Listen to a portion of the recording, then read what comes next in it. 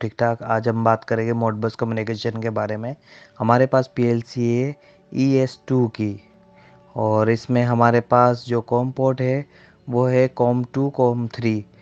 और आप देख सकते हैं ये हमारे पास एक VFD है पूमा का, और इसको मैंने कनेक्ट कर लिया है इसकी पीएलसी के साथ डेल्टा की।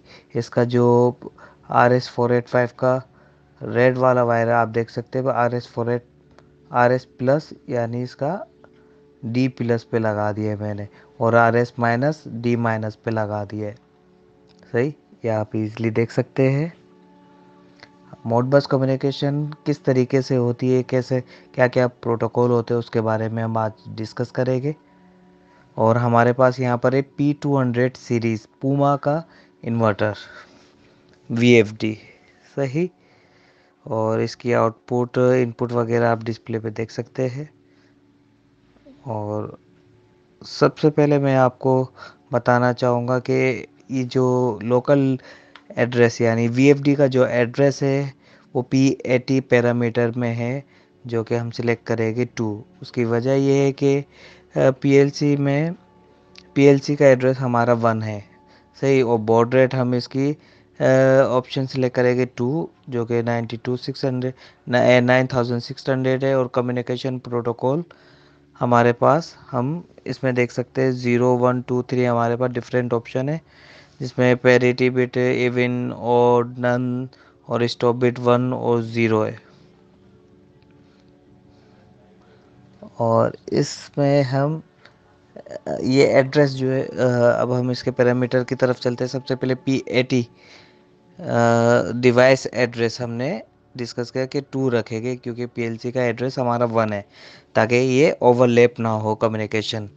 सही, और कोई इंटरप्शन ना हो, कोई एरर वगैरह ना हो। उसके बाद हम सिलेक्ट करेंगे P80, जो कि हमारे पास बॉड रेट है, यानी इसकी स्पीड, कम्युनिकेशन स्पीड हम सिलेक्ट करेंगे 2, जो कि हमारे पास 9600 है।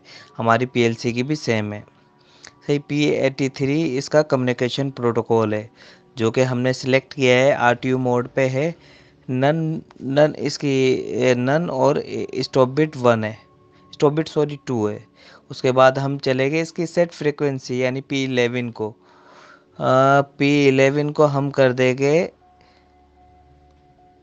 20, जो कि है हमारे पास कम्युनिकेशन का। अब क्योंकि जो हमारी जो सेट फ्रीक्वेंसी है वो हम कम्युनिकेशन के थ्रू कंट्रोल करना चाहते हैं, तो इसको हमने 20 कर दिया। और इसके बाद हम करेंगे कमांड P17 कमांड सोर्स जो है हमारे पास, वो हम कम्युनिकेशन सिलेक्ट कर लेते हैं। सही, और अब आप ये देख सकते हैं हमारा VFD। अब चलते हैं हमारे प्रोग्राम की तरफ। ये हमने सिलेक्ट PLC मॉडल का नाम आने हमारे पास है ES2, और हमने ये सिलेक्ट कर लिया है। ओके, न्यू प्रोग्राम जन क्रिएट करना है हमें। सबसे पहले हम यहाँ पर देखेंगे हमारे पास है कम्युनिकेशन प्रोग्राम का एक ऑप्शन, इसको सिलेक्ट करेंगे।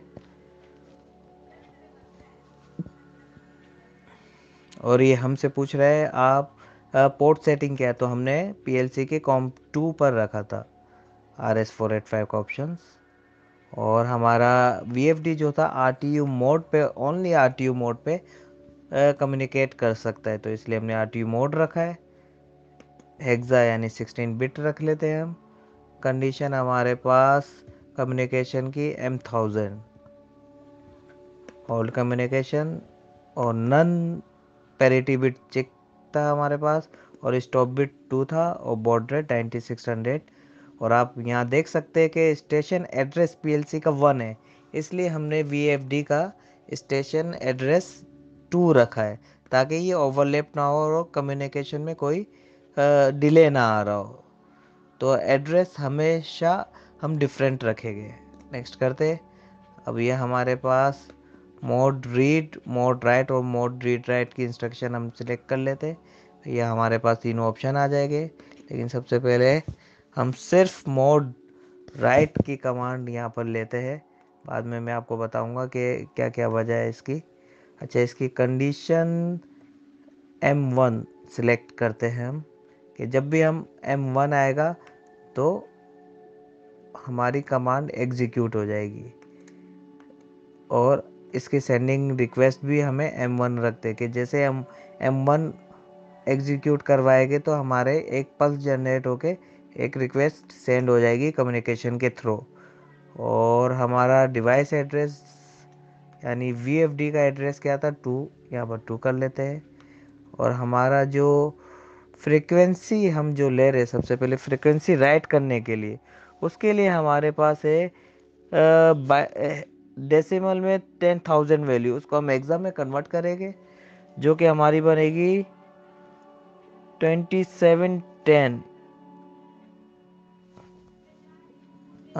2710।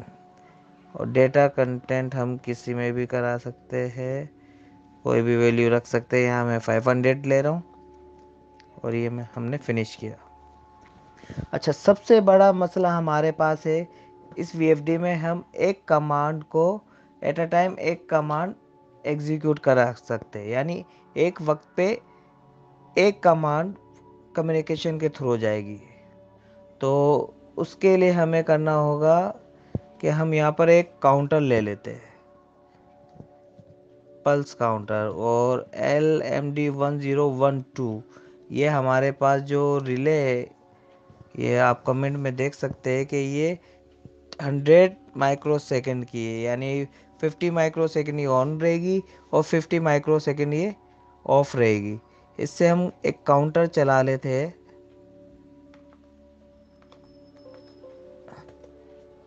Counter C0। और हम कितनी कमांड देंगे, 3 कमांड। जैसे कि K0 होगा तो एक कमांड एग्जीक्यूट हो जाएगी, K1 होगा तो दूसरी कमांड, और K2 होगा तो तीसरी कमांड, K3 तक हमारा काउंटर चले। जैसे हमारी वैल्यू K3 तक जाएगी तो एक पल्स हम ले लेंगे C0 की, जो कि इसको रीसेट कर दे, रीसेट C0।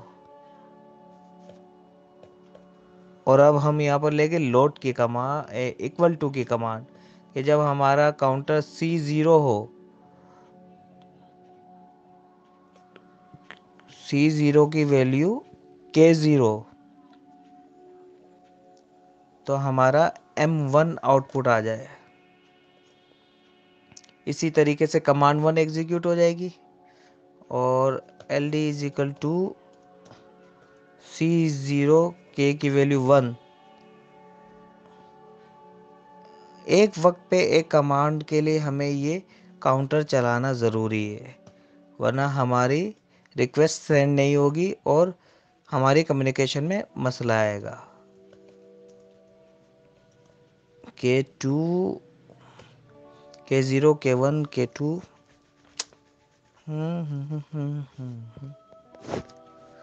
Out M3। और हम यहाँ पर एक एज ले लेते हैं M1 का, M2 का और M3 का एज, सही। और ये जैसे ही काउंटर C0 होगा तो M1 एग्जीक्यूट कर देगा सेंडिंग रिक्वेस्ट। और जैसे ही काउंटर K1 होगा तो M2 सेंड रिक्वेस्ट कर देगा पल्स की सूरत में, और K2 होगा तो M3 पल्स की सूरत में सेंडिंग रिक्वेस्ट दे देगा। अब जब सबसे पहले M1 है हमारे पास फ्रीक्वेंसी, ये हमने सिलेक्ट किया हुआ है फ्रीक्वेंसी कमांड, सही। अब हम M2 लेते हैं कंट्रोल कमांड को, जो को मोड राइट, और हमारे पास था डिवाइस एड्रेस यानी VFD एड्रेस K2, और इसका जो राइट रजिस्टर है कंट्रोल कमांड का वो डेसिमल में 9999 है, जिसको मैंने हेक्सा में कन्वर्ट किया तो मेरे पास बनता है वो 270F, और इसमें मैं 510 में कन्वर्ट करा देता हूँ। अच्छा, अब ये देखिए आप, ये VFD K2 है इसका एड्रेस, और इस VFD के अंदर जो रजिस्टर है उसमें हमें राइट करवाना है। तो इसमें हम जो भी वैल्यू देंगे 510 में, वो जाएगा इसके अंदर और इस VFD के अंदर। तो अब हम चलते हैं हमारे M3 की तरफ, जो कि मोड रीड की कमांड है, एड्रेस K2। और जो फ्रीक्वेंसी आउटपुट ले रहे हैं हम, आप कुछ भी ले सकते हैं जो आपके VFD के अंदर आपको ऑप्शन दिया गया होगा। यहाँ पर हम लेते हैं फ्रीक्वेंसी कमांड को, जो कि हमारे पास 2710 है हेक्सा, और उसकी वैल्यू जाएगी D0 में। सबसे अहम बात, ये जो मोड रीड की कमांड है, इसका डेटा कन्वर्ट होके आ रहा होता है हमारे पास एक रजिस्टर में, जो होता है 1050, वो हम मूव करा देंगे D515 में। ये आप देख सकते हैं converted data for Modbus communication. जो भी होगी कन्वर्टेड वैल्यू जो हम रीड करेंगे, वो इस रजिस्टर के अंदर स्टोर हो जाएगा। चलते हैं हम हमारे प्रोग्राम। यहाँ पर आप देख सकते हैं ये हमारा फ्रीक्वेंसी रजिस्टर है। अब देखें, इसमें मैं वैल्यू चेंज कर रहा हूँ। ये मैंने के 1000 लिखा, वो देखे VFD में वैल्यू 20 होगी।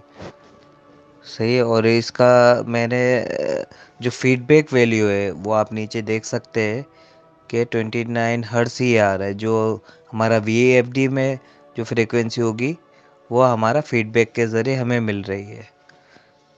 सही। इसकी हम डिटेल वीडियो और HMI के साथ नेक्स्ट वीडियो में मैं आपको डिफ़ाइन करूँगा कि पूरे रेशियो के साथ, कि अगर हम 1 हर्ट्ज़ बढ़ाना चाहे तो 1 हर्ट्ज़ बढ़े, 1.2 हर्ट्ज़ बढ़ाना चाहे तो 1.2 हर्ट्ज़ बढ़े। पूरी डिटेल वीडियो नेक्स्ट वीडियो में आपको आपके साथ इंशाल्लाह। चैनल को सब्सक्राइब करें, लाइक करें। शुक्रिया। अल्लाह हाफिज़।